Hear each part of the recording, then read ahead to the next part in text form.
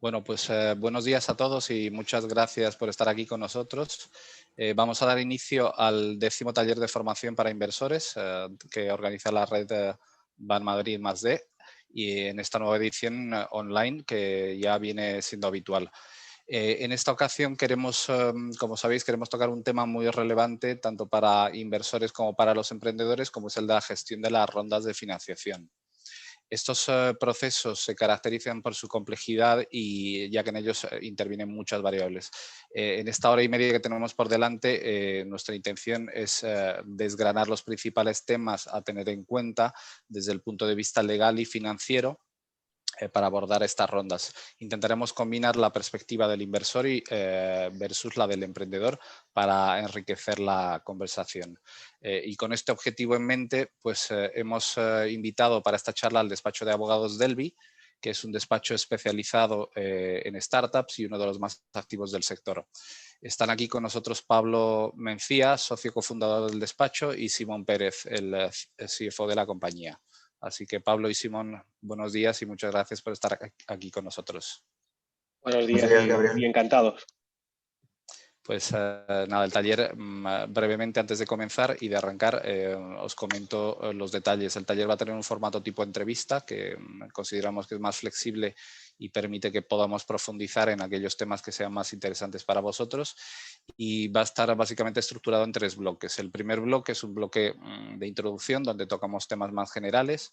Luego vamos a ver los temas legales, especialmente relacionados con contratos, los contratos principales que podemos encontrar en las rondas de financiación. Y por último veremos el apartado financiero, donde pues, veremos la importancia de las distintas variables que entran en juego en las rondas de financiación. Vamos a intentar ir respondiendo a todas las preguntas que vayan surgiendo. Las preguntas, como sabéis, por favor hacerlas en el apartado de preguntas y respuestas que tenéis en la herramienta abajo y no en el chat, porque de esa forma es más fácil hacer el seguimiento. Y bueno, sin más, ahora sí empezamos con el taller y con el primer bloque dedicado a los temas generales. En principio me gustaría dar un paso atrás, porque este es un tema que es recurrente con todos los emprendedores y los inversores con los que hablamos, y empezar desde una parte más conceptual. Para ello me gustaría saber y que Pablo y Simón nos comentaran lo que entendéis vosotros por una ronda de financiación y cuál es la diferencia entre una ronda de financiación y un evento puntual de financiación donde, por ejemplo, el emprendedor pues va y contacta con un banco, contacta con un inversor, un Family, Friends and Fools para gestionar la financiación. ¿Cuál es la diferencia y cómo veis vosotros el proceso?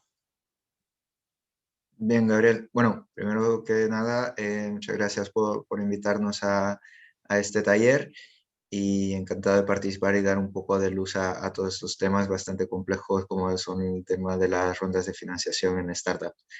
¿Qué es una ronda de financiación? Pues depende un poco también de cómo la está viviendo la startup, el emprendedor o en el momento en que está participando un inversor, pero realmente una ronda de financiación es la búsqueda activa de inversores en el cual estos harán una contribución económica en la compañía a cambio de equity. Eso es lo que nosotros entendemos puramente como la ronda de inversión. A partir de ahí, pues podríamos abrir diferentes subcategorías de que si esta ronda de inversión o de financiación la hacemos directamente en capital, a través de una ampliación de capital, si esta ronda de financiación la hacemos a través de otros instrumentos como son préstamos convertibles o préstamos participativos convertibles o notas convertibles con descuentos. Y depende también, y esto es algo que creo que hablaremos en varios puntos de esta charla, en qué estado se encuentra la compañía, tendrá unas características u otras esta ronda de financiación.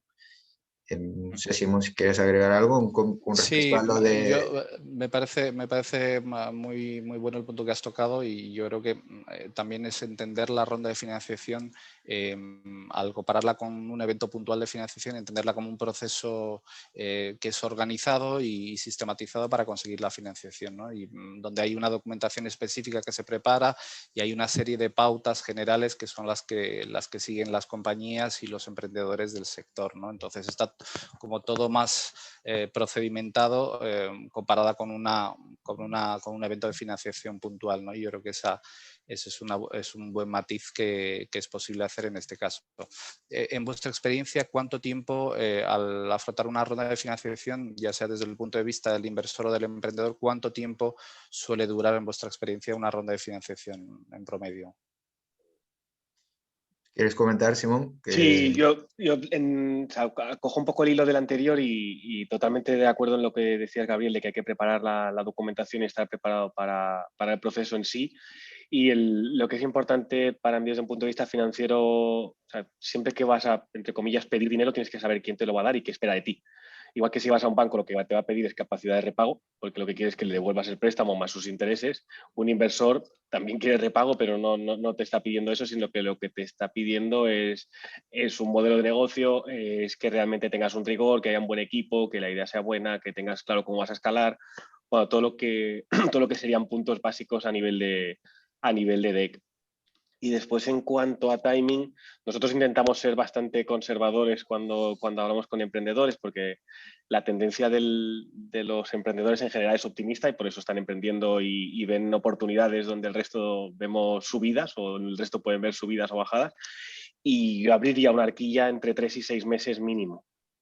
Y es 3-6 meses desde el punto en que realmente hacemos el go, no desde el que lo pensamos. Y para poder dar el go tengo un deck claro, tengo un plan financiero claro, tengo dimensionada la necesidad de caja que tengo y tengo mi valoración, que luego pues será 3 o 33 en función de todo el proceso, pero que tengamos claro, e incluso te diría que tengamos claro qué tipo de inversor vamos a intentar acercarnos y por qué. Sí, al hilo de lo que comenta Simón, es decir, esa horquilla de tiempo bastante prudente, pero incluso es muy común que el emprendedor nos contacte y nos diga, oye, ya lo tengo cerrado, queremos firmar la próxima semana. Y no será por nuestra parte, pero sino por diferentes motivos, gestiones, tienes que gestionar a diferentes personas, comunicaciones y demás, que esa próxima semana se convierte, que lo terminamos cerrando en 3 o 4. Así que siempre hay que ser bastante conservadores en estas gestiones, pero no por nada, sino que porque el mismo proceso te llevará pues a que sea, como comentabas tú, sistematizado, unas documentaciones, que esas documentaciones luego cuando se ponen sobre la mesa pues se revisan, se comentan, se negocian, etcétera, y luego se ejecutan y hasta que pase eso, que es meramente la ejecución ya de la ronda, pues también pasará cierto tiempo. Y aquí Sí, lo yo creo que es que... importante lo que comentáis. Sí, perdona, Simón. Nada, que lo que quiero decir es que en la variable planning y gestión del tiempo, lo que es importante es que en cualquier ronda lo que interesa al equipo emprendedor es tener la máxima posición de fuerza o la máxima posición negocial.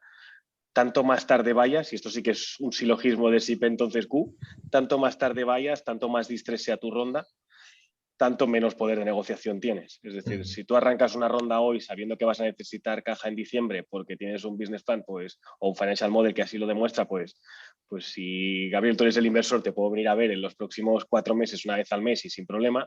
Si mi runway es 31 de julio, que después sé que además viene agosto, que es un periodo que es bastante valle a nivel de inversión, pues no voy a tener la misma posición a nivel de negociar contigo. O sea que yo creo que eso hay Sí, que no, y poner la ecuación. se habla siempre de ese tema, ¿no? Del tema de que el tiempo juega a favor del inversor, ¿no? Y es importante que el emprendedor tenga en cuenta eso y sepa gestionar los tiempos, más que nada por un tema de caja también, lo que comentabas, que al final, pues si tienes en cuenta un rango entre 3 y 6 meses, si tienes toda la documentación, si tienes todo preparado, pues tienes que tomar en cuenta que como mínimo tendrás que tener 6 meses de caja para entrar en un proceso de estos y no quedarte a mitad del proceso con la caja tiritando. ¿Por qué? Porque eso te va a obligar necesariamente como emprendedor a tomar malas decisiones, a apresurarte y a tratar de salvar la compañía a toda costa, ¿no? Entonces yo creo que eso es un tema muy relevante y a nosotros sí que nos ha pasado. Yo sí que he visto varios emprendedores que llegaban a una situación, pues muy mala a nivel de caja para afrontar una ronda de financiación, así que es un punto muy relevante y es bueno recordarlo. Eso Vale. y que después en todos los puntos, el inversor al final, o sea, es muy difícil hacer el all-in-one de que vayas a ver a alguien y el primer día te diga, ok, firmo aquí y ya te hago transferencia. Van a haber varios checkpoints, con lo cual planifiquémosla y sobre todo los mensajes que demos, especialmente los de muy corto plazo, se cumplan. O sea, si yo vengo a verte hoy y te digo que tengo runway 6 meses, lo que no te puedo llamar es la semana que viene y decirte que no tengo caja. Porque tu confianza en mí, que es la primera vez que me has visto, no digo que sea nula, pero como gestor me vas a preguntar, como manager o como CEO me vas a decir, pues, si la semana pasada me dijiste o eso o las expectativas hiper positivistas en cuanto a desarrollo de negocio, de no, en 3 meses estamos facturando no sé cuánto y luego estás facturando un 5% de eso. Es como, no sé cuán control tienes de tu modelo de negocio.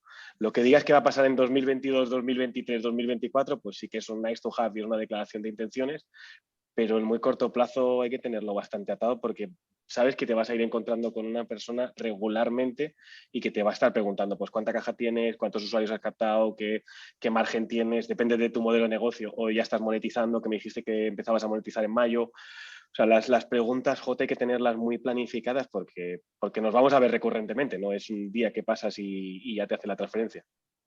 Sí, no, y es importante saber, yo creo que el inversor va a entrar a preguntar ese tipo de cosas y sobre todo va a preguntar por la cantidad de caja que tienes. En algún momento de la negociación ese tema saldrá. O sea, que es algo que no se puede esconder y que es por eso que hay que tenerlo muy bien planificado y muy bien pensado para no entrar en ese tipo de situación límite, ¿no? Perfecto. En cuanto al proceso, si podéis comentarme, el proceso yo lo visualizo de la siguiente forma. Vosotros me decís si lo tenéis visualizado de forma distinta o los pasos, pues hay alguna modificación. Lo primero está el contacto entre el emprendedor y los inversores a través de un deck y un modelo financiero, evidentemente con el trabajo previo que se ha realizado anteriormente. Luego está el inversor que pone un term sheet sobre la mesa. Luego hay una negociación. Una vez que se acuerdan los principales términos del term sheet, entraría la due diligence y luego vendría la parte final donde estaría el cierre, que vendría el pacto de socios, la redacción del pacto de socios y los contratos de ampliación de capital o compraventa de participaciones o lo que se necesite. Entonces, este es el proceso más o menos que veis habitualmente dentro de las rondas que asesoráis, o hay alguna modificación. Bueno, yo diría que es un proceso bastante ideal y del libro que has comentado.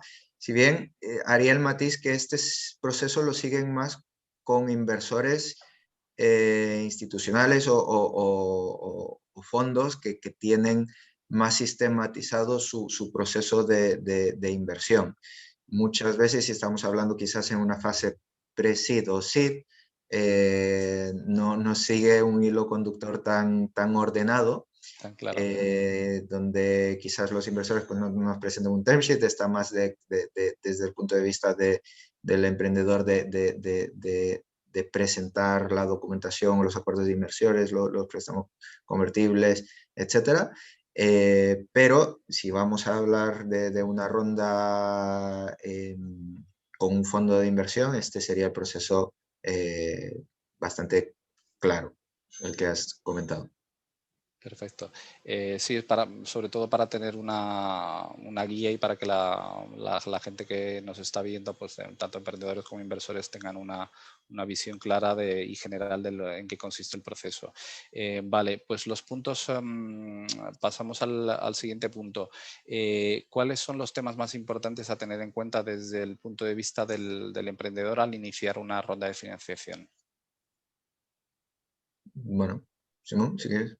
Sí, yo por mi parte, claro, a nivel financiero es evidentemente business plan muy claro, business plan /deck muy claro, con la idea de negocio, modelo, escalabilidad, equipo, mercado, tamaño de la oportunidad y destino de los fondos, es decir, para qué quiero el dinero. No nos dé miedo a pedir dinero y a decir para qué lo necesitamos. Eso es el objetivo de la reunión o de la presentación a inversores. Yo creo que un financial model o un plan financiero muy claro, que es el que nos tiene que soportar ese dimensionamiento. Es muy importante saber si son 100 o 200 o 384. Y aquí yo diría intentemos ser prudentes, es decir, o sea, sobrar no van a sobrar, pero lo que es muy malo, o sea, lo que yo creo que es un error que puede ser típico y puede ser peligroso, es quedarnos a medio proceso de validación de hipótesis. Es decir, al final nosotros estamos haciendo una ronda para validar ciertas hipótesis, pues desde validar el mercado, desde sacar el producto y ver que hay un product market fit, desde abrir un país o desde hacer una joint venture con alguien. Claro, quedarnos a medio abrir el país o a medio sacar un producto porque nos hemos quedado sin caja, eso nos va a dificultar muchísimo la siguiente, porque no hemos validado unas para poder levantar las otras. O sea que ahí es dimensionar muy bien la caja y explicar para qué necesitamos los fondos. Yo creo que esa mentalidad tiene que estar muy clara. Y evidentemente control del runway actual para no quedarnos a medio, o sea que el proceso no sea interrumpido porque nos quedamos sin caja y se convierta en un proceso de estrés. Perfecto. ¿Creéis que yo tenía dos ideas más apuntadas sobre el porcentaje de dedicación de tiempo que requiere sobre todo el equipo directivo de la compañía, pues para afrontar un proceso de este tipo, ¿no? Se habla de pues un 60-70% del tiempo del equipo directivo dedicado exclusivamente a las rondas de financiación. Entonces eso también es un tema que entiendo es importante tomar en cuenta antes de meterse dentro de un proceso de este tipo, ¿no? Y también comentar la parte, si queréis añadir algo más, la parte del perfil de los inversores, el hacer el screening o realmente hacer la segmentación de los inversores que son más adecuados para cada proyecto, ¿no? Entonces eso, el hacer el trabajo de investigación para ver, de no apuntar a todo el mundo y distribuir el deck y el modelo financiero a todos, sino que realmente tener segmentados a los inversores y ver cuáles son los que tienen más sentido para el proyecto, ¿no? Sí, totalmente sobre este punto, es decir, dimensionamiento de tiempo, y está claro, los emprendedores llegan a la fase final diciendo yo quiero que se acabe ya esto porque me está dedicando todo mi tiempo prácticamente y es bastante intenso.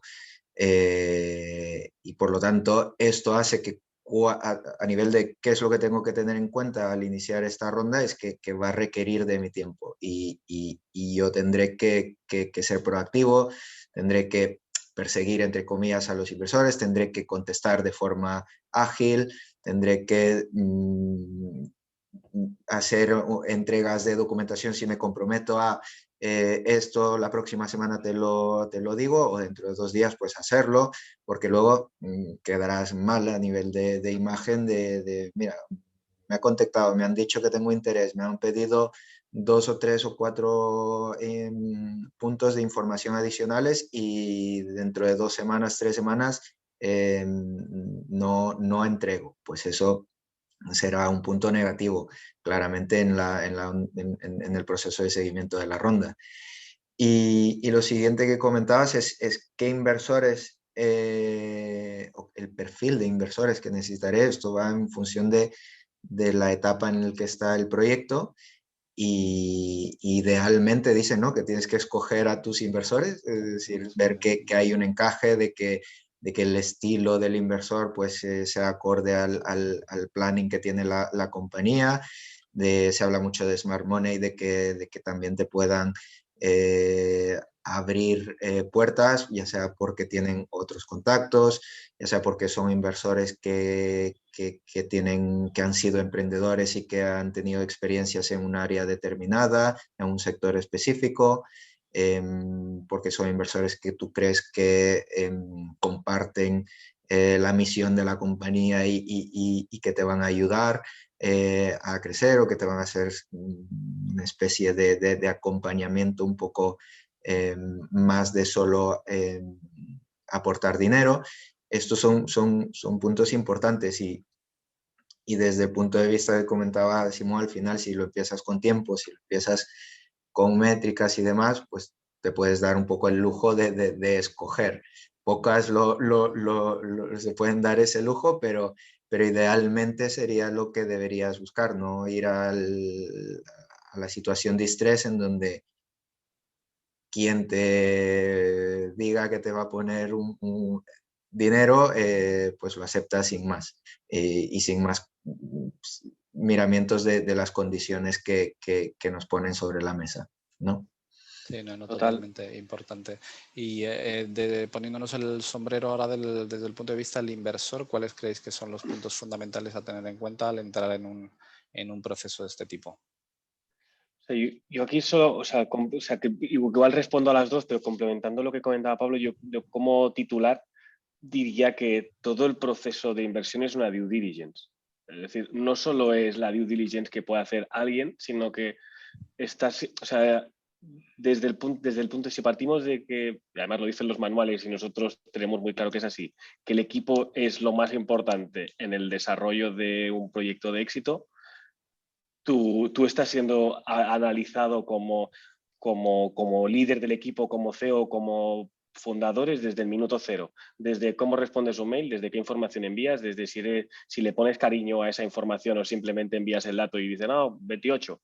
Y es como, a ver, o podemos quedar mañana y 20 minutos antes cancelas. Pues no pasa nada, todos podemos tener una urgencia y seguramente no pasa nada. Pero todo suma y todo resta. Con lo cual yo creo que eso en la mentalidad hay que tenerla, y creo que el inversor, aparte del DEC, las métricas, la idea de negocio, el mercado, que todas son las cosas que van a valorar, el comportamiento del equipo emprendedor para con ellos, porque al final es indicativo y nosotros como abogados o como financieros al final también lo vemos, es decir, porque al final se relacionan con nosotros como se relacionan con los inversores, y eso es un punto positivo. O sea, tenemos emprendedores que son súper detallistas y eso no quiere decir pero para mí le dan más probabilidad de éxito al proyecto, y el emprendedor y el inversor así lo lee. Evidentemente, si la idea no tiene ningún sentido y la valoración está sobrevalorada, pues no van a invertir, pero como un el quali del equipo se valida durante todo el proceso, con lo cual, respondo a las dos, de cuánto tiempo, pues el que sea necesario y tengamos cuenta que forma parte del DEC, aunque no esté escrito, y de la due diligence que nos están haciendo, y lo que va a validar el inversor, pues es eso, sobre todo tamaño de la oportunidad y comportamiento de equipo, y luego que la idea le encaje o no. Y luego, sobre todo en institucionales y fondos, pues ellos van a tener su propio racional, su propia tesis de inversión, y si encaja, encaja, y si no encaja en su tesis, por muy buenos que seamos nosotros, no van a poder invertirnos, porque ellos tienen unos LPs a los que les han dicho que van a invertir en un determinado vertical y no pueden salirse, no deberían salirse mucho de ese guión. Y ahí en la parte de perfil de inversor, el tip sería un poco relacionarse con el ecosistema y con todos los players que pueden haber. Y los players, pues podemos ser nosotros también mismo, tanto Pablo como... y no porque realmente vayamos a hacer una labor profesional de fundraising, sino porque al final trabajamos, nos relacionamos con inversores, sabemos que los inversores pueden estar interesados en ese vertical, y o no, y decir, no vayas ahí porque no le interesa invertir en un e-commerce, o no le interesa invertir en producto, o no le interesa invertir en una compañía que sea deep tech. O sea, ya no quemes ni el cartucho. O aquí sí, porque realmente hemos visto que se han hecho inversiones, si son públicas las podemos llegar a compartir, la nota de prensa, y si no son públicas, decir que su tesis de inversión puede estar por ahí.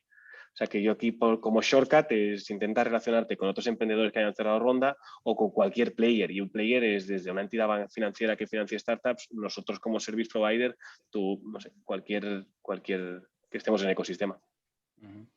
Desde el punto, yendo un poco más en detalle a la parte del inversor, que es que ahí hay muchos inversores que han entrado y que están aprendiendo el oficio de invertir en startups, y que les interesará saber, os lanzo las ideas para que me comentéis cómo las veis vosotros desde vuestra posición de asesores, ¿no?, en este tipo de procesos. El rol del inversor entre un lead investor y un inversor más dentro del pool de inversores. ¿Cuál es la diferencia entre uno y otro? ¿Qué es lo que un inversor novel que está empezando tiene que tener en cuenta en este caso? ¿Qué rol tiene el lead investor y qué rol tiene el resto de inversores dentro del proceso? Sí, sobre esto, bueno, hablando también de lead investor o hacer follow, por decirlo así, también hay que tener en cuenta que si alguien se está planteando que no se dedica profesionalmente a la inversión en venture capital, como lo puede ser un fondo de inversión o fondos institucionales y le interesa invertir en startup, que se empape un poco acerca de las reglas del juego de este sector o de esta industria, por decirlo así. Lo que vemos muchas veces es a algún inversor que hace sus primeras inversiones y que viene quizás de un sector más tradicional, de un corporate, de una empresa familiar, en donde lo que vale pues son los beneficios, los cash flows, el control de las decisiones absolutas de la compañía, si es el caso de una empresa familiar. Y, y muchas veces vemos que hay ahí pues, un choque en cuanto a que las reglas del juego son distintas. Es decir, siguen siendo bueno, empresas y compañías que buscan pues, prestar servicios o productos de calidad pues, a sus clientes y consumidores, pero las reglas del juego que tendrá esa empresa tradicional pues van a ser muy distintas a las que tendrán una startup. Y por lo tanto aquí lo que yo recomendaría, y tanto para los emprendedores como para estos inversores, es que no sean una traba o que no pongan condiciones que no aplican a estas reglas del juego, porque más que hacer un beneficio, pues pueden poner ciertas mochilas que van a afectar en el futuro a la compañía o a la startup. Eso como introductorio, pero luego, si eres un lead investor, básicamente es porque tú estás haciendo un push en cuanto a la ronda de inversión y tu participación es bastante significativa en cuanto a la ronda, por lo tanto, tú podrás marcar las condiciones generales y serás el que tiene más interés en que se regulen pues, las cláusulas de control, las cláusulas económicas, de protección y demás en cuanto a la startup. Y si eres un follow, pues muchos básicamente dicen, oye, yo solo entro si entran un fondo de capital riesgo. Pues yo acompaño. ¿Por qué? Porque el fondo de capital riesgo pues ha hecho su due diligence, tiene el screening de proyectos de forma más sistematizada, y si entra ese fondo pues significa que ha hecho un screen de proyecto, ha validado un modelo de negocio, hará una due diligence, aplicarán términos y condiciones que son estándares de mercados para una startup, y por lo tanto yo aportaré mi grano de arena también y invertiré en esta compañía. Ese sería más o menos el perfil de ese inversor que hace un follow, que le llamamos, pero que no sería el lead investor. Y el lead investor, por lo tanto, normalmente será quien tiene más capacidad económica de inversión, normalmente será un fondo de inversión, y será, bueno, quien marque las reglas del juego de forma más sistemática y acorde a lo que el mercado establece o determina que es lo adecuado de realizar en una etapa específica de la startup. Es un punto Entonces, muy importante el que comentas, Pablo, pero yo creo que el esquema de entender bien que el lead investor es el que al final tiene el peso de la negociación y de definir, pues, de negociar las cláusulas principales de los acuerdos a los que se lleguen, y que el inversor que está entrando y que está entrando, pues, que es uno más dentro del pool de inversores, no tiene esa posibilidad y se tiene que adaptar a todo lo que se decida si quiere invertir en esas condiciones, si no, pues es libre de retirarse, ¿no? Pero es importante entender eso conceptualmente, porque muchos inversores creen que cada uno de los inversores dentro que entran en una ronda de financiación tienen la posibilidad de negociar un term sheet o negociar un pacto de socios, ¿no? Y eso no es así en la práctica, así que yo creo que es muy interesante el punto que tocas y de definir bien cuál es el rol de cada uno, y en este caso pues el lead investor, evidentemente, como decías tú, va a ser probablemente el inversor más grande en cuanto a importe de inversión, o el que tenga más relevancia, o el que esté más involucrado en la operación y pueda aportar más, ¿no? Así que es un punto muy interesante. Luego, dentro de vuestra experiencia, ¿tenéis inversores que suelen pedir puestos en el consejo o no? ¿Cuál es la casuística que veis? Porque hay inversores, sobre todo los inversores más grandes, sí que lo tienen como una condición sine qua non, ¿no? Pero hay otro tipo de inversores que probablemente no estén interesados a tomar puestos en el consejo, ¿no? Hablo evidentemente de inversores relevantes, pero esto entiendo que varía en función de las fases. No sé cuál es vuestra experiencia. Sí, bueno, totalmente de acuerdo que depende de la fase en la que estamos. Quizás en una ronda semilla, pues no se constituirá un consejo de administración por los importes de la ronda misma, porque está bastante atomizado un poco el pool de inversores que ha entrado.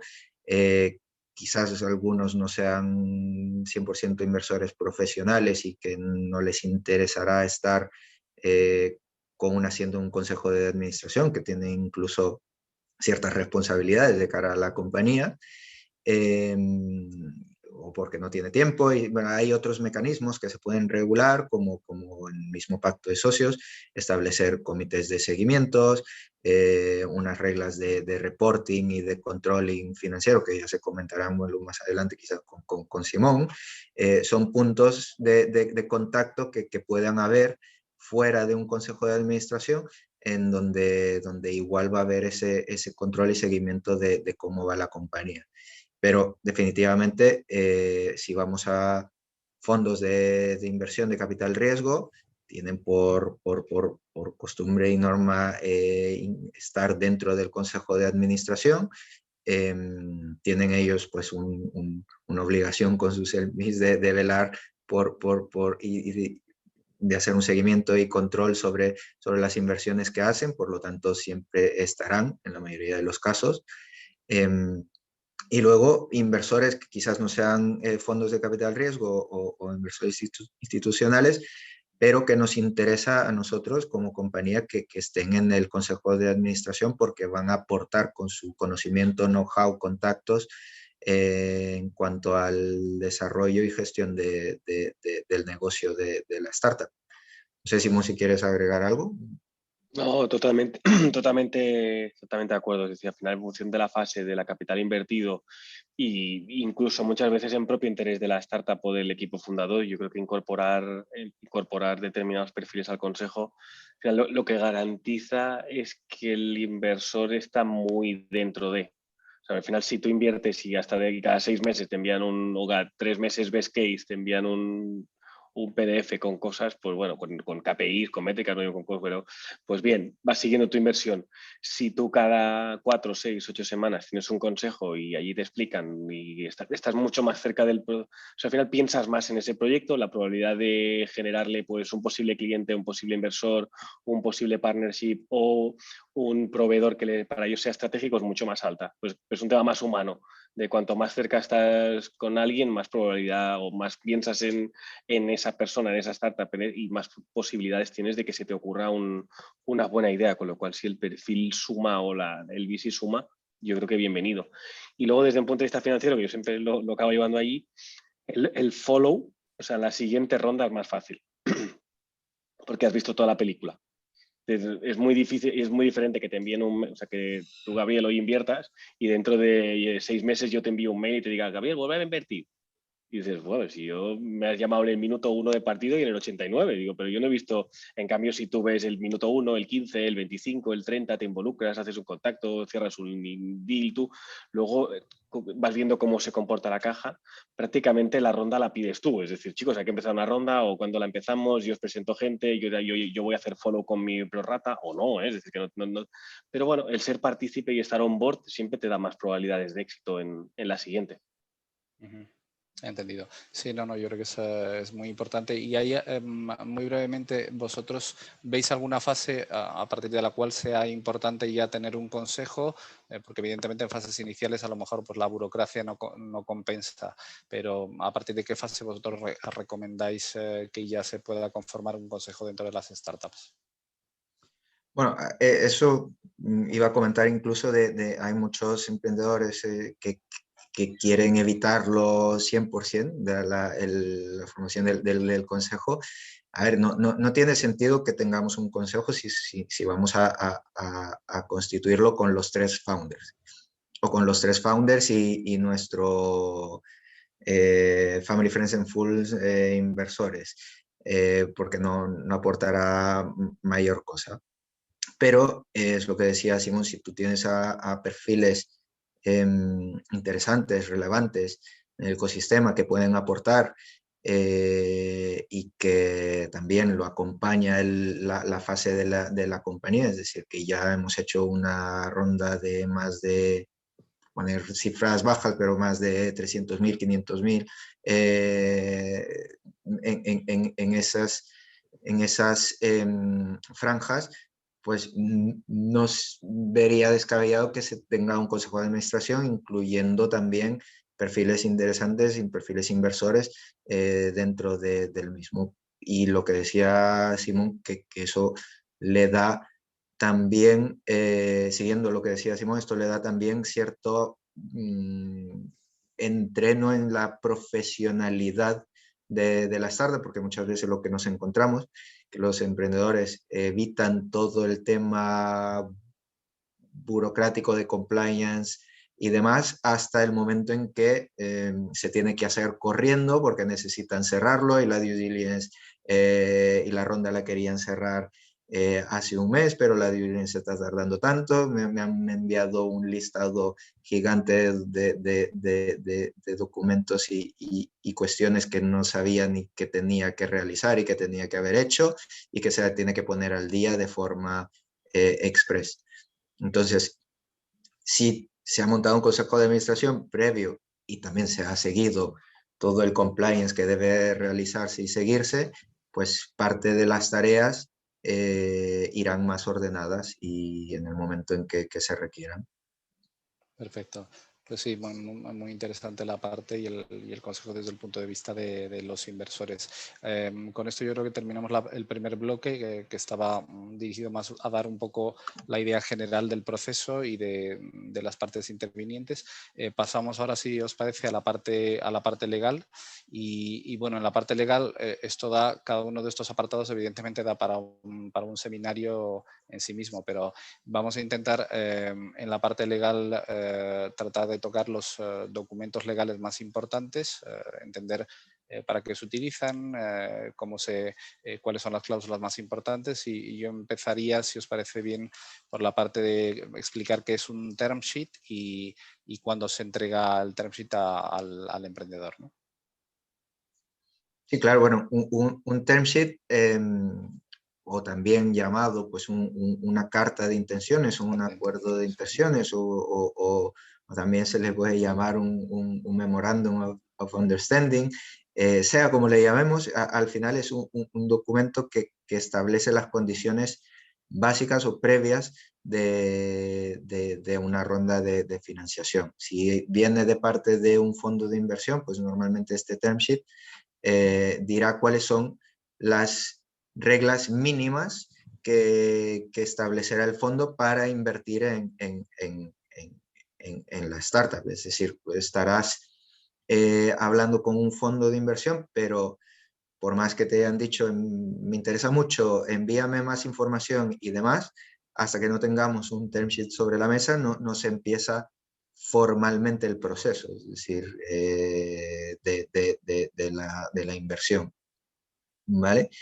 Y no sé si entrando un poco más al respecto, de qué contendrá ese term sheet, pues normalmente mínimamente lo principal es cuál es la valoración de la compañía, cuál es el importe que el inversor o el fondo está dispuesto a invertir y lo que hemos comentado antes, qué reglas del juego va a querer incluir en el pacto de socios. Es decir, establecer de forma muy general que va a querer que los fundadores tengan un vesting, unas cláusulas de permanencia, que hayan cláusulas de good liver, bad liver, que hayan materias reservadas con mayorías reforzadas, y se establecerán cuáles, mayor o menor detalle, que va a haber cierto reporting, que va a haber unas cláusulas económicas de dragalón y de tagalón, va a haber o no unas liquidaciones preferentes,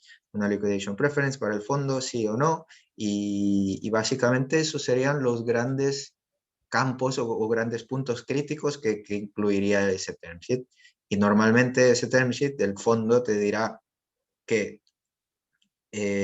bueno, habrá una exclusividad para que se negocie con ellos la ronda, y habrá un compromiso de confidencialidad. Normalmente, y aquí depende un poco cómo lo hemos negociado y cómo se ha planteado ese term sheet, esos son los únicos puntos que serían vinculantes, porque se establecerá que se hará una due diligence para confirmar que efectivamente esos puntos que hemos determinado en cuanto a las valoraciones y a los importes que vamos a realizar, efectivamente no cambiarán, y que tendremos un go para realizar esa inversión. Una vez firmado, pues empezará con la due diligence y al mismo tiempo, generalmente, con la redacción del borrador del acuerdo de inversión o pacto de socios. Vale. ¿Cuál es dentro de este punto, cuál es la importancia? Se habla mucho de que es necesario tener un term sheet muy bien redactado y muy detallado para que ese term sheet luego sirva de base para el acuerdo final, ¿no? Entonces, ¿qué importancia le dais vosotros a ese tema? Si lo veis importante o no, o al final es cuando se negocian los términos más relevantes del acuerdo. ¿Cómo veis vosotros No, normalmente es donde se negocian los puntos más críticos y más relevantes. Al final, luego en el acuerdo de inversión o pacto de socios se desarrollará, y ya luego quizás los abogados entramos a la redacción muy puntual de las cláusulas y demás, pero donde se haya dicho que vamos a tener un vesting a 4 años, pues luego en el pacto de socios eso no se puede negociar, eso es lo que habrá. Cuando se ha dicho que la liquidation preference es por 1,5, pues luego la redacción de cómo la vamos a plasmar y detalles de esa cláusula sí que las podremos fijar, pero el 1,5 no se va a negociar. Por lo tanto, es muy importante que lo que estamos firmando en el term sheet no se va a modificar luego en el pacto de socios. Eso es muy importante que tengan en cuenta los emprendedores, porque muchas veces, algunas veces, se ha dado la situación de que vienen con el term sheet ya firmado, por lo tanto hay margen de maniobra en cuanto a la redacción, pero no en cuanto al fondo. Hay margen en cuanto a la forma y cómo se regulará en cuanto a redacción una cláusula específica, pero el contenido de que ese punto, esa cláusula se va va a tener un efecto específico, pues ya se habrá decidido en el term sheet.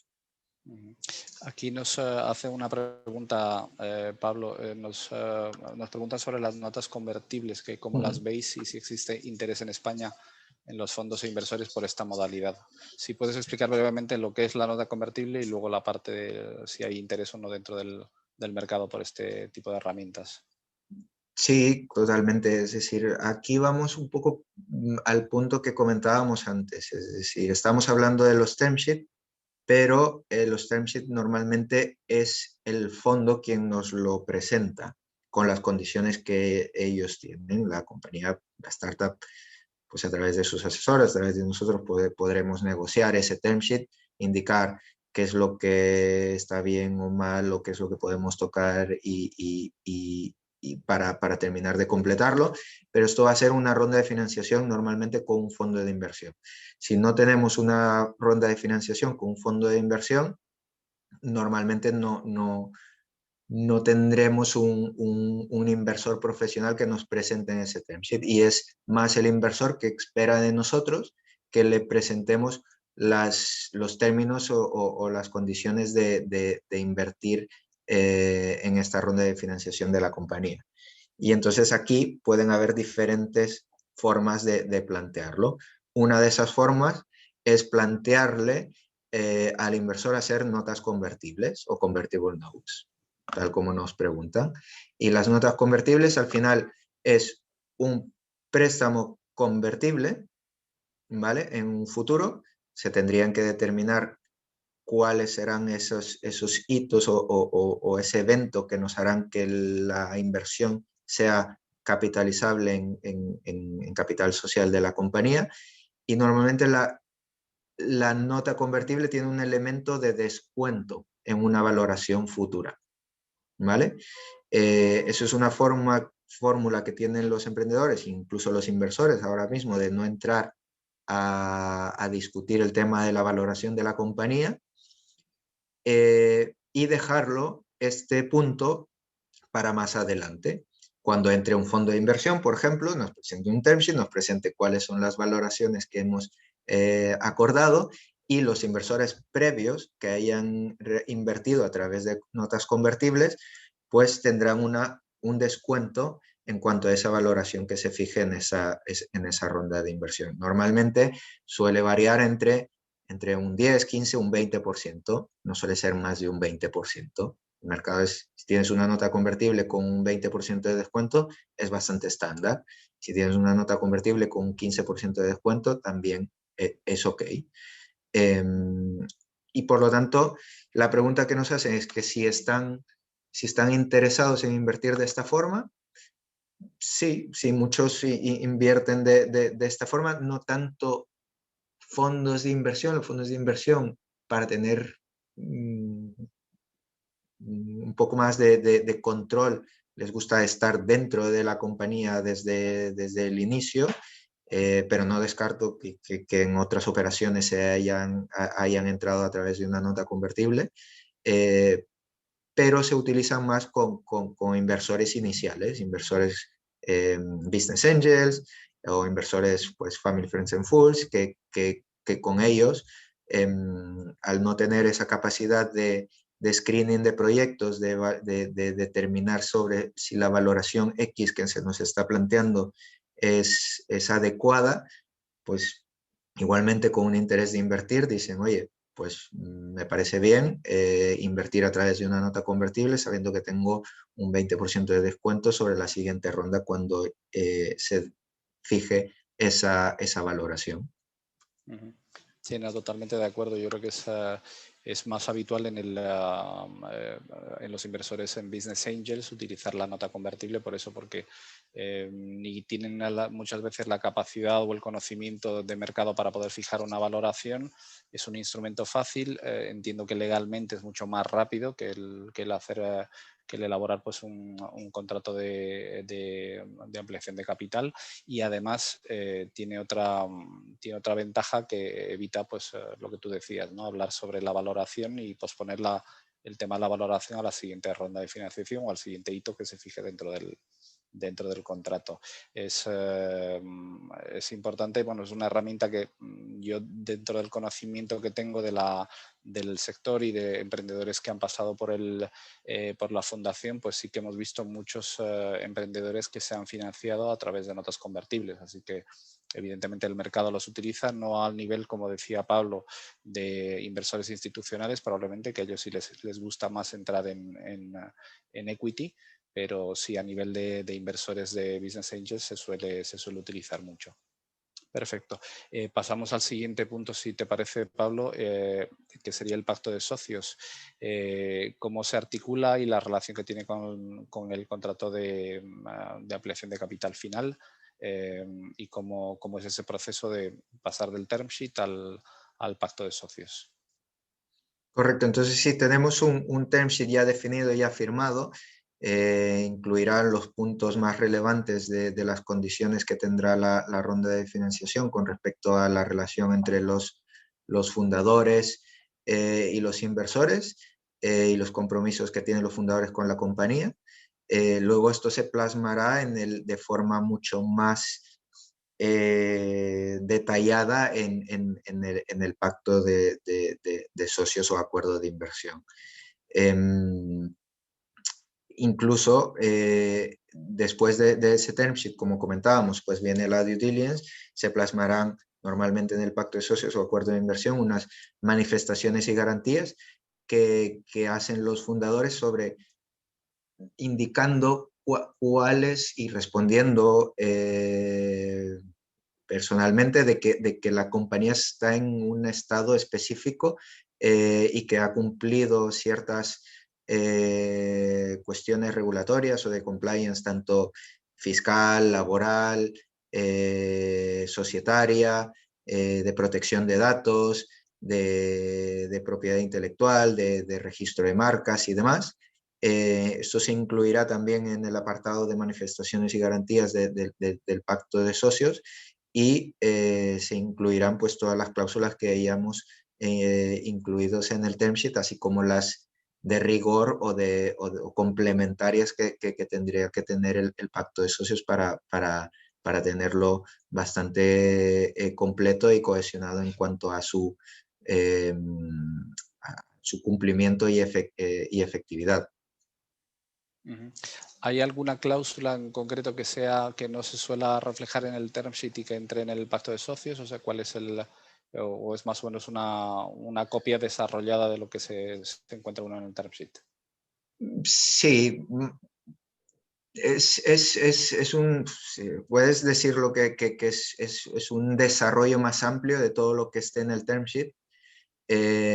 Quizás lo que no esté en el term sheet y estará en el pacto de socios, muy poca cosa, pero será cuestiones más de forma y de darle robustez completa al documento en sí del pacto de socios. Perfecto. Por ejemplo, el tema de las manifestaciones y garantías, pues será, no se establecerá nada en el term sheet porque todavía no las tendremos, porque es algo producto de la due diligence. Perfecto. Sí, es justamente lo que venía. Vosotros en vuestra experiencia tenéis la elaboración del contrato anterior a lo que sería la due diligence, ¿no? Una vez que se elabora, ya que se tiene el contrato del pacto de socios, vendría la due diligence. Este proceso de due diligence, ¿cómo primero explicar en qué consiste, cómo se gestiona y los tipos de due diligence que suelen haber en startups, ¿no? Porque entiendo que al revisar distintas áreas de la compañía, pues en una empresa grande y desarrollada que tiene años de actividad, pues son procesos muy arduos y muy difíciles, ¿no? Pero en una startup muchas veces te tienes que enfocar simplemente en algunas áreas concretas, ¿no? Básicamente porque no tienen un histórico. Entonces, si podéis explicar un poco la due diligence y cómo dentro de vuestra experiencia, cómo la desarrolláis y cómo la enfocáis para desarrollarla. Claro, antes de entrar al tema de la due diligence, y perdona Gabriel, voy a hacer un matiz sobre lo que hemos comentado antes para explicar qué papel jugamos nosotros los asesores en cuanto a la fase o el tipo de ronda de financiación. Por ejemplo, si estamos hablando de una ronda de financiación en donde se ha presentado un term sheet que hemos dicho de que normalmente eso es una ronda de financiación con un fondo de inversión, pues por ejemplo nosotros podríamos tener dos sombreros, bueno, en todas las operaciones, pero podríamos ser el abogado del fondo y ser nosotros quienes hayamos presentado ese term sheet y negociado con el emprendedor, los abogados del emprendedor, ese term sheet. Y luego, si somos nosotros los abogados del fondo, tendremos normalmente ya definido más o menos cuál es el acuerdo de inversión o el pacto de socios que queremos firmar con la compañía, ¿vale? Y la startup o sus asesores pues tendrán que interactuar con nosotros en cuanto a ese punto. Si soy, poniéndome el gorro ahora del abogado de la startup, yo seré quien la asesore en cuanto a hacer de traductor de jurídico de qué es lo que nos están diciendo con el term sheet que nos presentan, qué es lo que podemos negociar y qué es lo que no, qué es lo que podemos matizar y explicarle al emprendedor qué implicaciones tendrá ese term sheet que estamos firmando. Y luego, normalmente, después de firmar ese term sheet, el inversor pues hará esa due diligence, que hablaremos ahora, y luego nos presentará a través de sus abogados o de su equipo interno el acuerdo de inversión. Entonces, en este sentido, siendo el abogado de la startup, pues entraremos a revisar y negociar ese pacto de socios bajo la luz del term sheet que hemos firmado. Si no estamos hablando de una ronda de financiación en donde hay un term sheet de por medio y un fondo de inversión, pues normalmente es la startup quien buscará un asesor como nosotros para que les ayudes a preparar, por ejemplo, las notas convertibles, a regular pues, las condiciones que tendrán esas notas convertibles o directamente a presentarles un acuerdo de inversión que diremos, oye, pues tú inviertes 50.000 euros, tenemos previsto cerrar la ronda antes del 31 de julio y la valoración va a ser tal y este es el pacto de socios que tenemos previsto firmar. Y entonces los inversores que harán follows, pues se adherirán, por decirlo de alguna manera, a estos documentos y luego negociaremos más con directamente el inversor que ha sido el lead investor y terminaremos o cerraremos la operación con la ejecución de las ampliaciones de capital. Eso es simplemente para que tuviéramos como una imagen mental de en qué momentos interviene el abogado y de qué forma, según de parte de quién, Sí, según el lado en el que estemos está, ¿no? Yo creo que asesorando. es muy importante el punto que comentas, sobre todo porque muchos inversores con los que nosotros hablamos, business angels, me refiero, evidentemente los fondos tienen sus procedimientos claros y tienen mucha experiencia en estos temas, ¿no? Pero los business angels que están empezando y que están recién metiéndose en el tema de las inversiones, no tienen claro hasta qué punto tirar de los asesores o no para el momento de llegar a negociar un contrato, un term sheet o un pacto de socios. Yo creo, es una opinión personal y que además la tengo desde hace mucho tiempo, desde cuando trabajaba como asesor en operaciones de M&A, que sí que creo que es importante el rol de los asesores, porque para estos temas y sobre todo temas legales y de esa trascendencia es importante tenerlo todo muy bien controlado, muy bien atado. Yo imagino que es lo que vosotros encontráis en las operaciones en las que participáis. Si estáis del lado del inversor, pues me imagino que de la otra parte normalmente estará, del lado del emprendedor, estará también un despacho de abogados o un abogado defendiendo los intereses de la otra parte, ¿no? Y de lo mismo cuando estáis del lado del emprendedor, que tenéis al fondo de turno, pues asesorado con el despacho legal que corresponda. Entonces, sí, yo creo que es muy importante el ver ese matiz que tú comentas de si estás en un lado o en el otro, pero sobre todo el mensaje es eso, que son temas de mucha complejidad y además muy importantes tanto para los inversores como para los emprendedores, como para dejarlos pues a una negociación sin tener los conocimientos y sin tener toda la información necesaria para poder llevarlos a buen puerto, ¿no? Así que yo creo que sí es necesario el rol de los asesores. En el tema de la due diligence, no sé si queréis comentar alguna Sí, cosa más sí, no, para no, redondear ese tema. para abordar el tema de la due diligence, ¿qué es o qué hablamos cuando decimos que después del term sheet va a haber una due diligence? Va a haber una revisión o auditoría, por llamarle de alguna forma. Más bien una revisión, un checkpoint. Y aquí depende de hay due diligence y hay due diligence. Es decir, hay de diferentes formas. Estamos hablando de una due diligence en el marco de una ronda de inversión que depende del fondo va a ser mucho más exhaustiva o más light o superficial. Esta light o superficial va a ser una due diligence que le llaman solo de red flag checks, es decir, oye, que solo veamos que no nos estamos metiendo aquí en una compañía que tiene un problema gigante a nivel fiscal o a nivel laboral. ¿Y qué revisiones vamos a hacer? Normalmente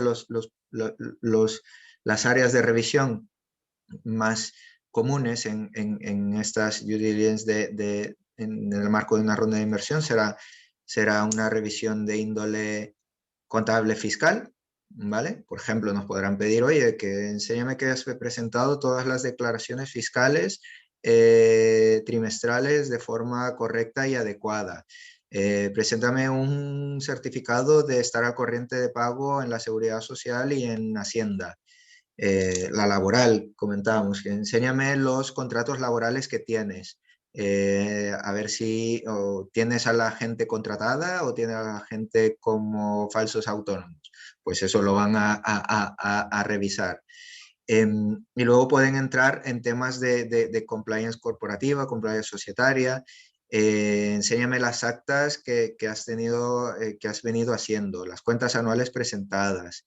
Enséñame el pacto de socios que tienes actualmente, porque claro, hay un histórico y queremos ver que no haya ninguna red flag, ninguna bandera roja en cuanto a la relación con los socios previa a la inversión o a la entrada del fondo. Temas de protección de datos. Asegúrame que lo has implementado bien, que tengas en tus plataformas online pues todo lo que es relacionado con los términos y condiciones, con la política de privacidad, con las cookies. Tienes que tener un DPO, que es un Data Protection Officer. Si no, ¿por qué lo tienes o por qué no lo tienes? Temas de protección de activos intangibles. Asegúrame que todo el tema del IP es propiedad de la compañía. La marca, ¿la tienes registrada? Sí o no. ¿Qué es lo que suele salir a la luz? Muchas veces el emprendedor ha registrado la marca a título personal previo a constituir la sociedad y nunca lo ha cambiado. Pues en la due diligence sale, oye, pues la marca está a nombre del fundador. Que eso no es bueno porque el inversor quiere que la marca esté a nombre de la compañía. Asegúrame que me lo vas a cambiar. Asegúrame que no tienes ningún tipo de juicios abiertos o pleitos o reclamaciones de cantidad. Pues todos estos puntos y estoy haciendo una lista bastante amplia, pero bueno, puede ser esta así de amplia un poco más o puede ser mucho más reducida y solo de 2 puntos de checkpoints que al fondo le interesará tener cubierto o hecho. En operaciones en las que, perdona Pablo, en operaciones en las que se están en fases iniciales de inversión y que tienen menos complejidad y donde no hay un fondo involucrado, ¿cuáles son las áreas o los puntos principales a tener en cuenta en una due diligence? O sea, te estoy poniendo el caso del típico business angel que va y que quiere realizar su inversión en una startup. ¿Qué le aconsejarías tú si te contrata y te dice, oye, voy a entrar en esta startup? ¿Cómo lo ves? ¿Qué es lo que revisamos? Sabiendo que es una empresa que probablemente no esté ni en mercado y que tenga pocos años de vida, ¿no? Entonces, ¿cómo lo enfocarías? Bueno, haciéndolo más amplio, pero lo más amplio, pero al mismo tiempo reducido, pues no se va a poner a revisar la contabilidad ni se va a poner a ver si los modelos están correctamente presentados. Entonces, todo eso se lo puede ahorrar simplemente pidiéndole, oye, asegúrame que no tienes deudas con Hacienda. Y eso es un certificado que la compañía puede presentar y es un documento simple que simplemente quieres que diga, no hay ninguna deuda con Hacienda. Eso por una parte. El tema del IP, de los activos intangibles es importante. Es importante, claro. Muéstrame que tu marca está registrada, que está a nombre de la sociedad. El tema de ver cómo está configurado el equipo. no le vas a pedir quizás las escrituras y demás, pero si hay un pacto de socios previo o cómo está configurado el equipo, qué es lo que tienen, qué condiciones hay, asegurarnos bueno, eso sí, el tema de que va a incluirse en el pacto de socios, que hay un compromiso de permanencia y de dedicación. Y poco más, es decir, una parte muy, muy inicial, porque no te vas a poner a hacer una revisión de protección de datos o de términos y condiciones, y otros aspectos que he comentado antes. Yo diría que esos son los puntos como mucho más críticos. No sé si, Simón, se te ocurre algún otro punto que incluir No, más, pero no, en general son esos. si eres un business angel, te va a interesar eso. Primero, que no haya ninguna deuda, que es fácil de establecer las contingencias, ¿no? Tanto fiscales como fiscales y laborales, y tema de la marca y tema del equipo, que esté todo ok. Y luego también seguir un poco de sentido común, en el sentido de, oye, estoy invirtiendo en una startup que se constituyó en noviembre del 2020. Pues no le tengo que pedir mayor cosa, porque es que no les ha dado oportunidad de hacer muchas cosas. Si se ha constituido en marzo del 2016, pero igual va a ser una ronda con Business Angel, pues quizás aquí sí el Business Angel sí que debería preocuparse un poco qué histórico hay, y que estás al día o presentado con las cuentas anuales y demás. Pero por pensar en algo más que pudieran pedir. Sí, en fases más SID yo creo que es más de compliance pero muy, muy alto nivel.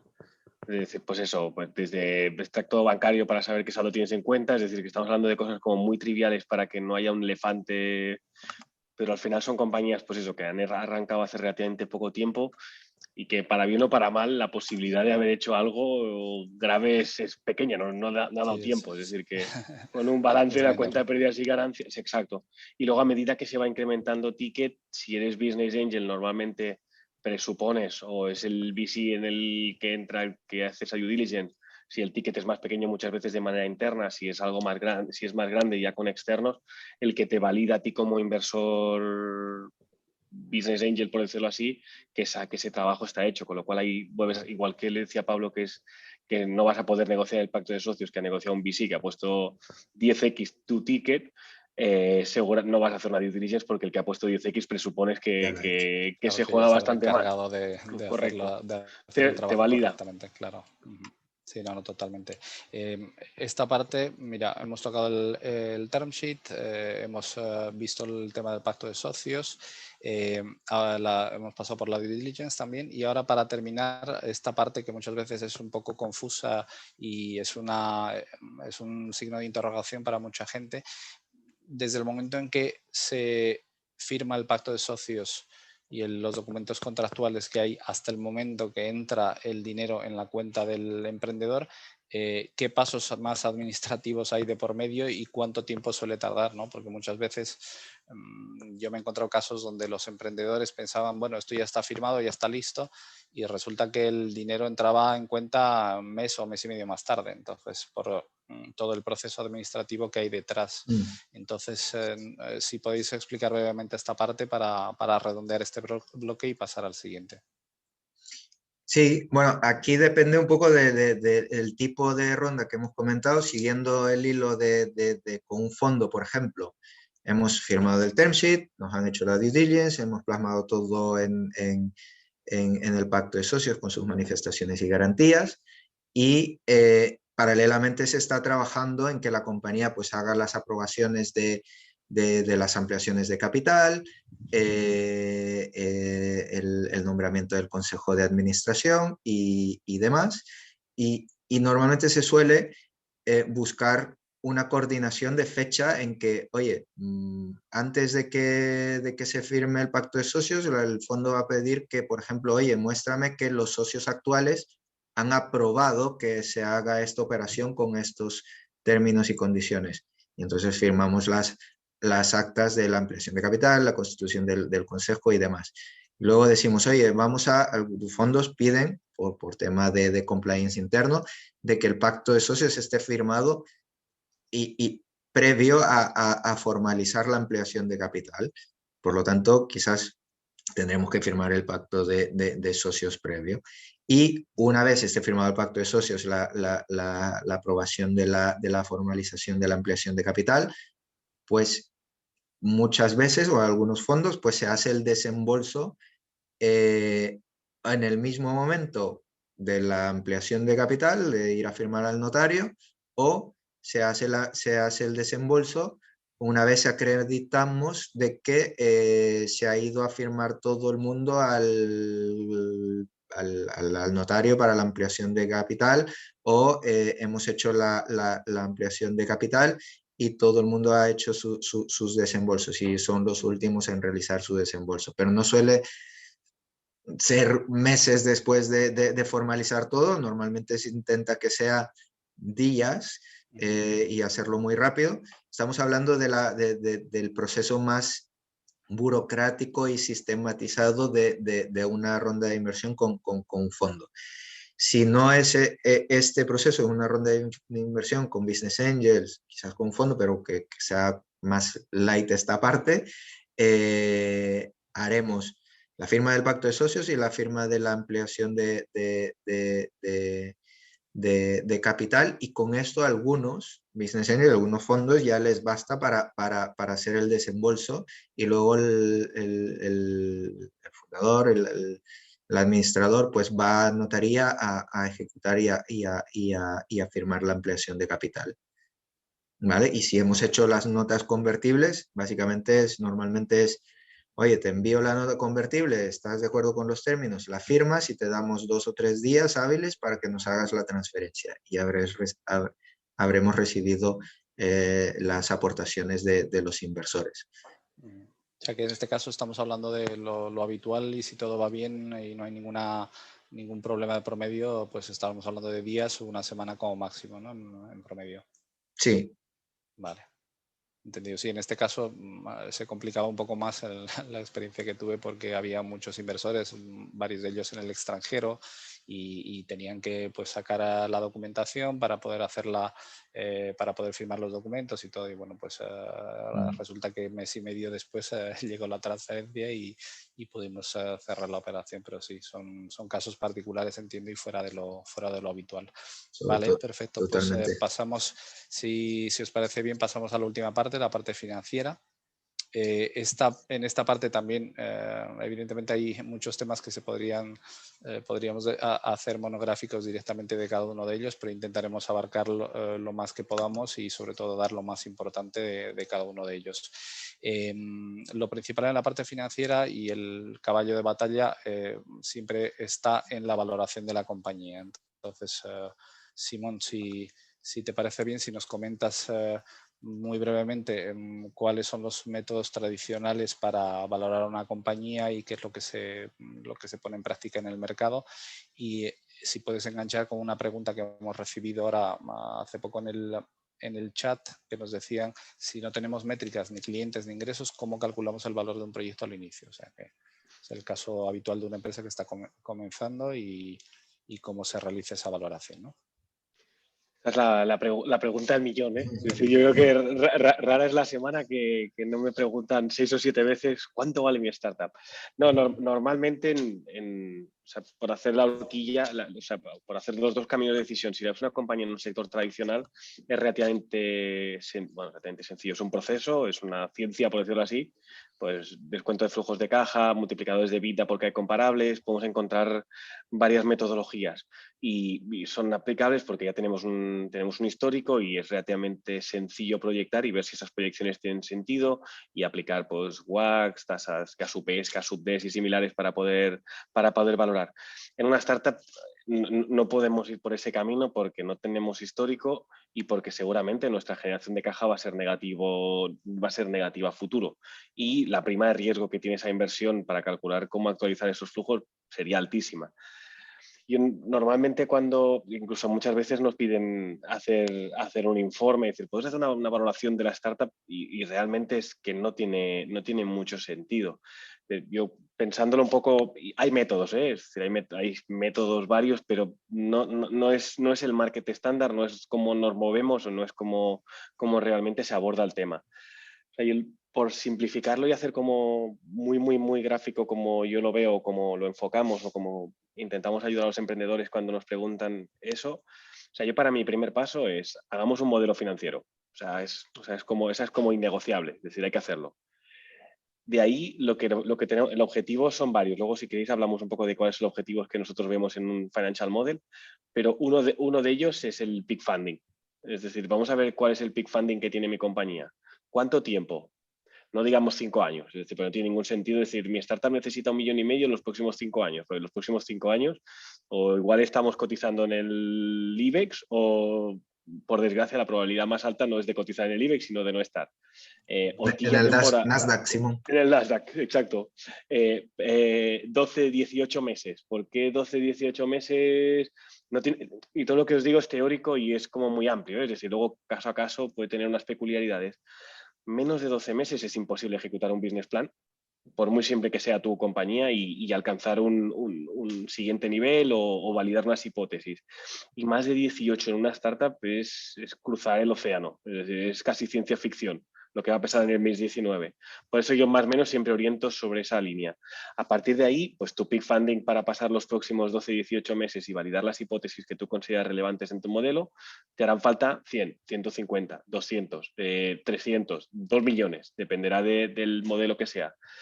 A partir de ahí, en función de las series, acostumbra a haber unas horquillas de dilución que son market estándar. Por ejemplo, hay un estudio, y lo cito, que es de Angels Capital, que lo hicieron hace relativamente poco, que es el fondo de Lanzadera, donde analizaron aproximadamente 70 startups y en fases pre-seed decían que el porcentaje de dilución promedio que habían visto era de un 14%, en fases seed era de un 15%. Con lo cual, aquí la marcha atrás funciona. Es decir, si necesitas 200.000 euros y te vas a diluir un 15, ya tienes la valoración de tu startup.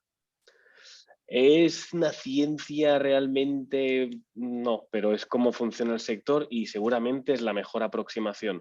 A partir de ahí, claro, el número tiene que tener sentido. Es decir, si somos nosotros 3 que estamos en la charla, que hemos hecho un PowerPoint y decimos que hace falta 1,5 millones y nos queremos diluir un 15 y nuestra valoración es 10 millones, pues no vale la pena empezar porque va a ser complicado. Pero es eso, definamos modelo, definamos peak funding para un plazo de tiempo que sea razonable para validar hipótesis y tengamos en la cabeza que las diluciones promedio van a estar entre un 10 y un 20% en cada una de las fases. Y no deberían ser superiores, o sea, pueden ser inferiores si la idea es muy buena y el equipo es espectacular y ya estamos en una fase muy avanzada, pero no deberían ser muy superiores y no por defender al equipo emprendedor, que sí, que lo vamos a defender, sino porque lo que no tiene mucho sentido es llegar a una fase avanzada donde el equipo emprendedor tiene un 20%, porque realmente, o un 30%, pues realmente levantar la siguiente ronda va a ser muy compleja, porque el inversor va a tener dudas del skin in the game que tenga ese equipo, donde entre todos tienen un 20%, que igual es un 4,5%, y el riesgo o el miedo que puede tener un inversor es que en cualquier curva tiren el boli y digan, chicos, yo por un 4% me ha venido a buscar no sé qué multinacional y me ofrece un sueldo y no quiero aquí estar tragando agua intentando levantar una compañía. Pero toda startup va a pasar sus curvas y en las de bajada hay que tener esa resiliencia y una de las cosas que mejora la resiliencia es que te estés jugando pues, un porcentaje significativo de la compañía. Y ese es el roadmap muy sencillo, es decir, modelo financiero bien trabajado, mi peak funding para llegar al siguiente hito que yo me marco, porcentajes de dilución entre un 10 y un 20. Salía este estudio que es de hace, yo diría que un mes y medio, son 70 startups, pero yo creo que tanto Pablo como yo lo podemos validar de que es un market estándar ese 14-15% de dilución. Habrá 20, sí, habrá 25 también, habrá 7,5 también, pero ahí estamos. Y a partir de ahí ya tenemos nuestro post-money. O sea, que ya sé que parece muy simple y doy clases de finanzas también y me da esa vergüenza a veces decirlo así. No, pero es la cuenta de la vieja, pero correcto. Esa cuenta de la vieja es lo que vemos en el mercado una y otra vez siempre. O sea, yo lo que dices, suscribo al 100% lo que has comentado porque es así. Como si se lo valoran pensamos las compañías también, en las fases iniciales, ¿no? Y si quieres, simplemente un paréntesis por aclarar el término y para que la gente pueda entenderlo, la gente que no sepa de esta forma de valorar, pero si tú divides las necesidades que tiene la startup entre el porcentaje de dilución, lo que tienes es la valoración post-money y a eso le tienes que restar la inversión para sacar la valoración pre-money de partida, ¿no? Simplemente exactamente. ese paréntesis. Y realmente, aunque parezca muy simple y muy naif, Yo creo que el problema es que la inversión de tiempo y de ciencia y de hacer 48.217 Excels para poder llegar a una valoración tampoco te garantiza una mejor aproximación. O sea, que es un coste-beneficio. Es decir, ¿tiene sentido que me tire 3 semanas haciendo un Excel para decir si mi valoración es 800.000 o es 875.000? No, y para el inversor que valga 875.000 tampoco le va a mover la aguja si realmente considera invertir o no.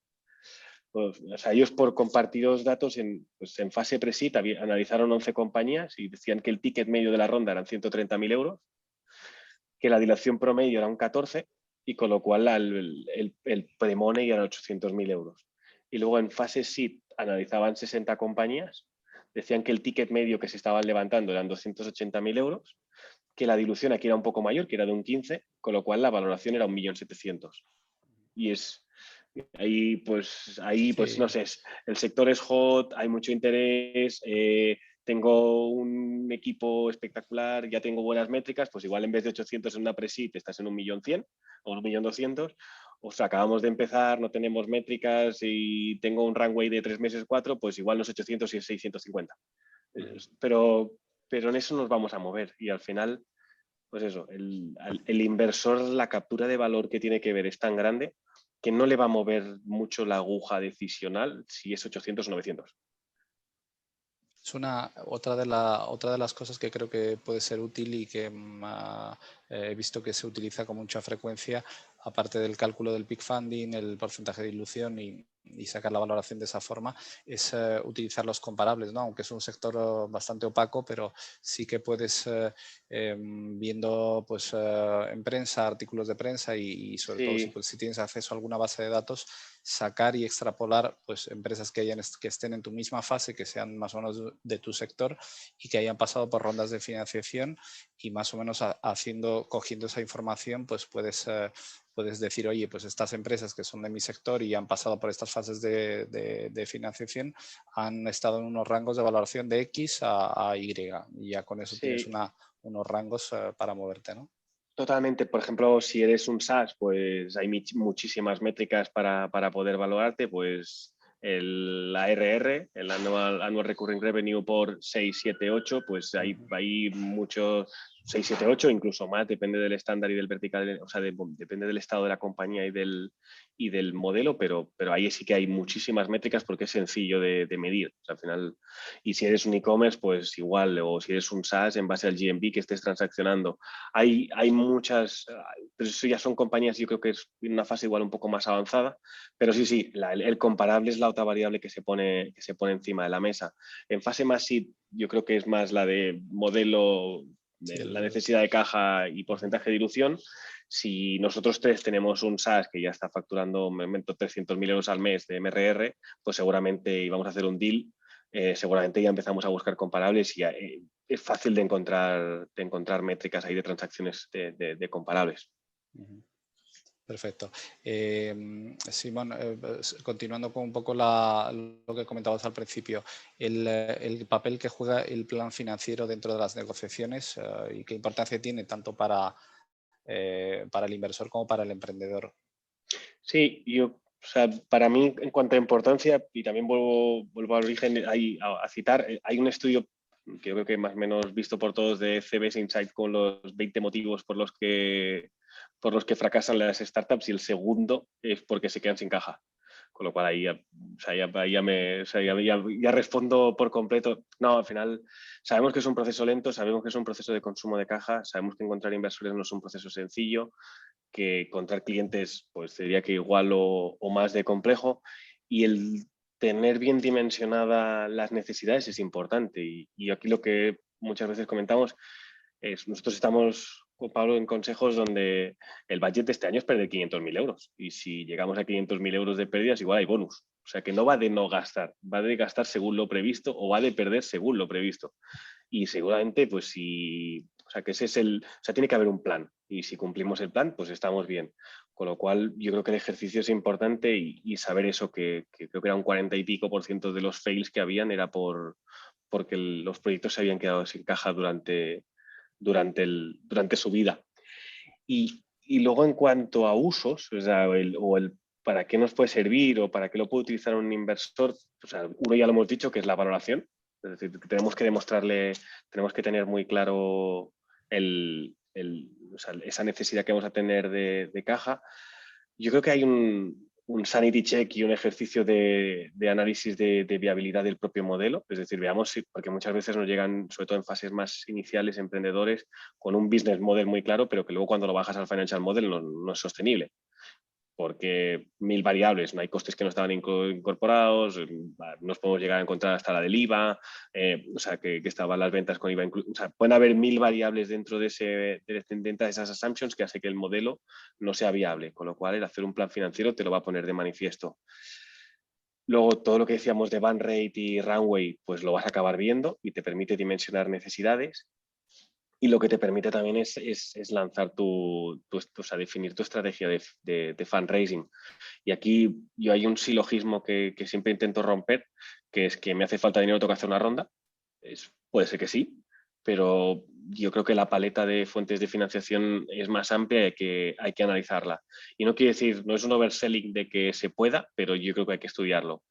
Y aquí, pues, desde financiación pública con ENISA, CEDETIS, si hay cualquier tipo de ayuda europea, hasta financiación bancaria, hasta cualquier tipo de nuevas fuentes de financiación basadas en las revenue-based que están saliendo ahora.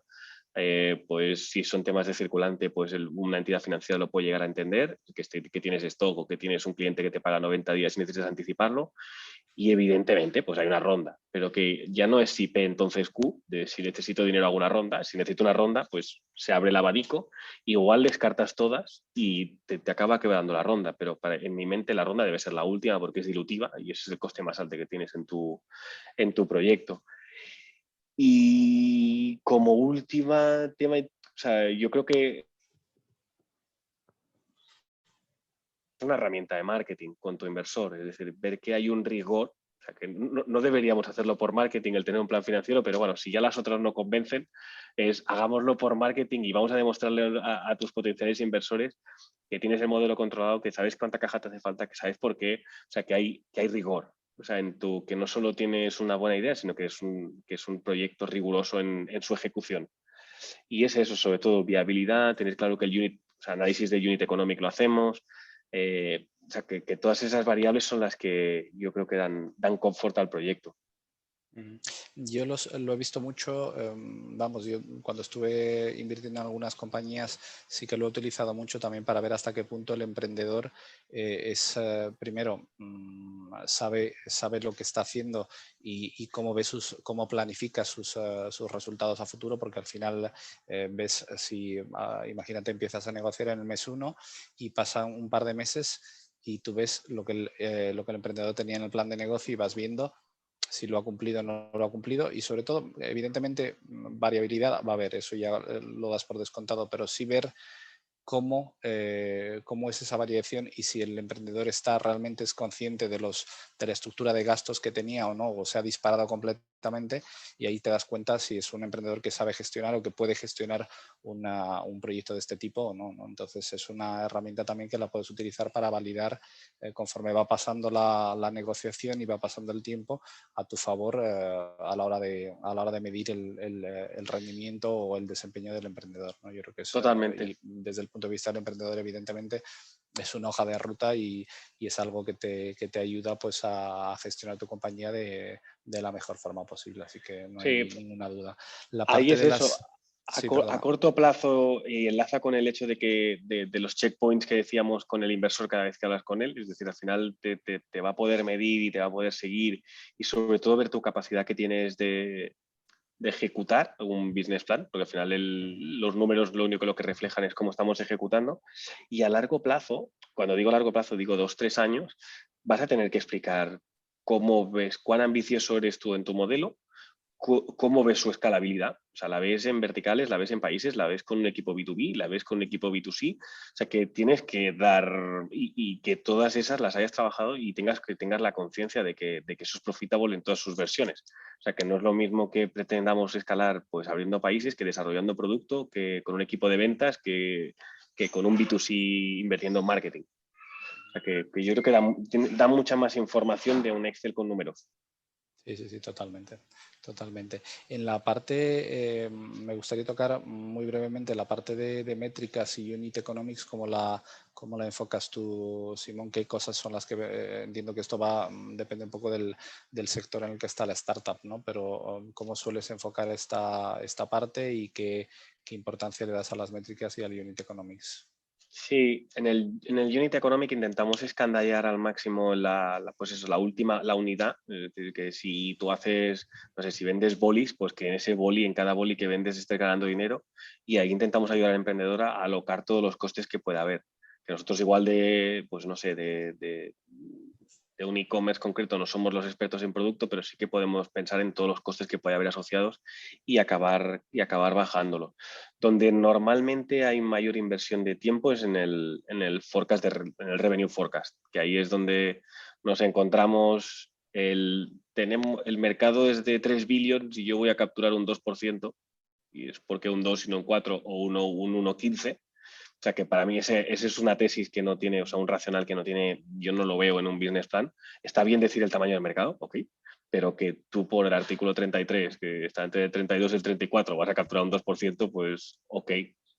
Aquí nosotros lo que intentamos es hacer un ejercicio mucho más bottom-up, es decir, vamos a ver cuál es el producto, cómo vas a captar, con qué métricas, qué capacidad tiene tu equipo, cómo consideras que va a escalar, en qué momento satura, o sea, si estás prestando el servicio, satura el equipo, satura el producto. O sea, que haya realmente un funnel que nos lleve hasta el número de ventas, o sea, hasta la cifra de ventas. Y sabemos que ese funnel no se va a cumplir, o sea, ya lo asumimos, pero tenemos claro que el proceso, o sea, el procedimental lo tenemos claro y luego podemos medir si nos está fallando, si fuera un e-commerce, si nos falla el tráfico, si nos falla la inversión en marketing porque no hemos tenido caja, porque si no hemos invertido en marketing, si nos está fallando el tráfico, si nos está fallando el ratio de conversión, si nos está fallando el average order value, si nos están fallando los repeaters, si nos está, o sea, o estamos teniendo mucho churn si somos un SaaS, si el onboarding no es de 3 meses y es de 6, si los setups nos estamos regalando, no sé, puedes acabar alocando, puedes acabar, o sea, primero da sensación de que tu funnel lo tienes muy controlado y segundo, puedes alocar el análisis